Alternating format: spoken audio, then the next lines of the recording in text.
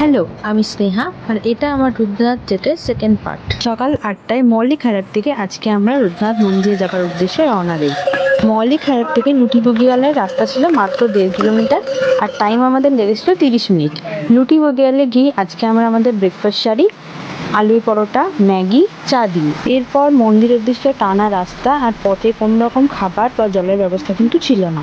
লুটি বগিয়ালের পরের স্টপ ছিল পানার বগিয়াল, যেটা ছিল 4 কিলোমিটার। এখানেই নিচে রেজিস্ট্রেশন যেটা করা হয়েছিল চান্দাপট্টিতে, সেটার চেকিংটা হয়। প্লাস ওয়েদার ভালো থাকলে তোমরা এখান থেকে কিন্তু অনেকগুলো পিক খুব পরিষ্কারভাবে দেখতে পাবে। আমরা তো দেখতে পাইনি। যাই হোক, আমরা পুজো দিয়ে এগিয়ে যাই সামনের দিকে। পথে বেশ সুন্দর সুন্দর ফুল ফুটেছিল, আমরা সেগুলোই ভিডিও করছিলাম আর কিছু ফুল আমরা তুলেও নিয়েছিলাম পুজো দেওয়ার জন্য।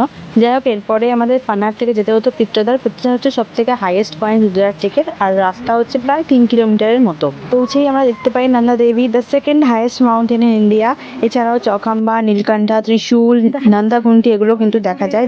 পিত্রদারের 1.5 কিলোমিটার পরে আমাদের যে স্টপটা আছে সেটা হলো পঞ্চগঙ্গা। আর আরো কিছুটা যাওয়ার পর একটা টার্ন নিতেই আমরা দেখতে পাই যে মন্দির দেখা যাচ্ছে অনেক দূরে, বাট স্টিল দেখা যাচ্ছে। ওইটা যে কি শান্তি ছিল, সবাই মানে এত হেঁটে এত টায়ার্ড হয়ে, মানে খিদে তৃষ্ণা সমস্ত কিছু রেখে বাট ওই মন্দির দেখতে পাওয়াটা লিটারালি আমার চোখে জল এসে গেছিল তখন। বাট যাই হোক, তারপরেও আমরা একটা বগিয়াল পেরোই, যেখানে নন্দাদেবী থেকে শুরু করে আরো সমস্ত পাহাড়গুলো খুব পরিষ্কারভাবে দেখা যাচ্ছিল। যাই হোক, 7টা থেকে ছিল সন্ধ্যা আরতি, আমরা তার আগেই পৌঁছে যাই এবং সেখানেই স্টে ছিল আমাদের অনেকটা নিচে, আমি যেখানে পয়েন্ট করছি ওখানে।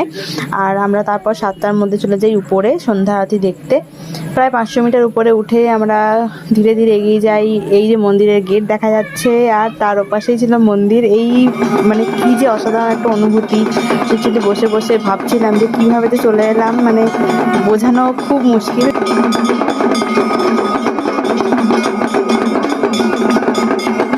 এরপর খাওয়া দাওয়া সেরে আমরা টেন্টে শুতে চলে গেলাম। এরপর থার্ড পার্টে থাকছে সকালের পুজো আর ফিরে আসার গল্প।